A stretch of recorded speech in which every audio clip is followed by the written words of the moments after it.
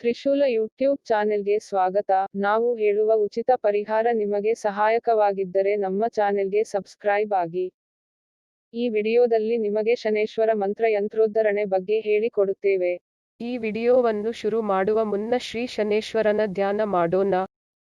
ಓಂ ಸ್ವಃ ಭುವಃ ಭೂ ಓಂ ಸ್ವಃ ಕೌಂ ಖೀಂ ಖಾಂ ಓಂ ಶನೇಶ್ವರಾಯ ನಮಃ. ನಮ್ಮ ಚಾನೆಲ್ ಸಬ್ಸ್ಕ್ರೈಬ ಒಬ್ಬರು ಶ್ರೀ ಶನೇಶ್ವರ ಮಂತ್ರದ ಬಗ್ಗೆ ಕೇಳಿದ್ದರು. ಅವರು ಕೇಳಿದಂತೆ ಶ್ರೀ ಶನೇಶ್ವರ ಯಂತ್ರವನ್ನು ಈ ವಿಡಿಯೋದಲ್ಲಿ ಹೇಳಿಕೊಟ್ಟಿದ್ದೇವೆ. ಶನಿ ದೇವರ ಕಾಟ 7 ವರ್ಷದವರೆಗೆ ಎಂಬ ಮಾತೇ ಇದೆ.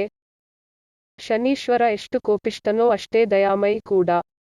ಭಕ್ತಿಯಿಂದ ನಡೆದುಕೊಂಡರೆ ಶನೀಶ್ವರ ನಿಮ್ಮ ಕೈ ಬಿಡುವುದಿಲ್ಲ.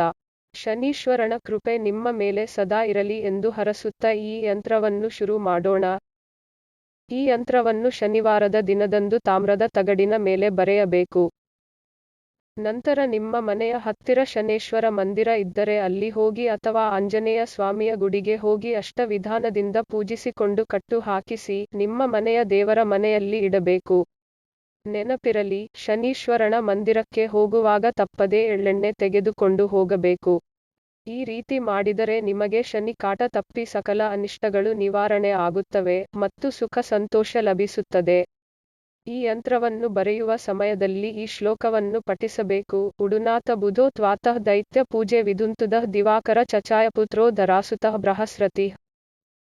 ನಂತರ ಯಂತ್ರವನ್ನು ದೇವರ ಮನೆಯಲ್ಲಿ ಇಡುವ ಸಮಯದಲ್ಲಿ ಈ ಮಂತ್ರವನ್ನು ಪಠಿಸಬೇಕು. ಅಸ್ಯ ಶ್ರೀ ಶನಿಗ್ರಹ ಮಂತ್ರಸ್ಯ ದದ್ಯಂಗ ದರ್ವಣ ಋಷಿ ಅಪೋ ದೇವತಾ ಗಾಯತ್ರಿ ಛಂದ ಶನೇಶ್ವರ ಮಂತ್ರ ಜಪೆ ವಿನಿಯೋಗ ಓಂ ಖಾಂ ಖೀಂ ಖೌಂ ಸಹ ಓಂ ಭೂರ್ಭುವಸ್ಪಃ ಓಂ ಶನ್ನೋ ದೇವ ರಭಿಷ್ಟಯ ಅಪೋ ಭವಂತು ಪ್ರೀತಯೇ ಶಂಚು ರಭಿಸ್ರವಂತು ನಗ್. ಈ ತರ ವಿಧಿ ವಿಧಾನಗಳಿಂದ ದಿನನಿತ್ಯ ಪೂಜಿಸಿದರೆ ಫಲ ದೊರೆಯುತ್ತದೆ. ವಿಡಿಯೋ ನಿಮಗೆ ಇಷ್ಟವಾಗಿದ್ದರೆ ದಯವಿಟ್ಟು ಲೈಕ್ ಮಾಡಿ ಮತ್ತು ಇದೇ ತರಹದ ಪರಿಹಾರಗಳನ್ನು ಪಡೆಯಲು ನಮ್ಮ ಚಾನೆಲ್ಗೆ ಸಬ್ಸ್ಕ್ರೈಬ್ ಆಗಿ.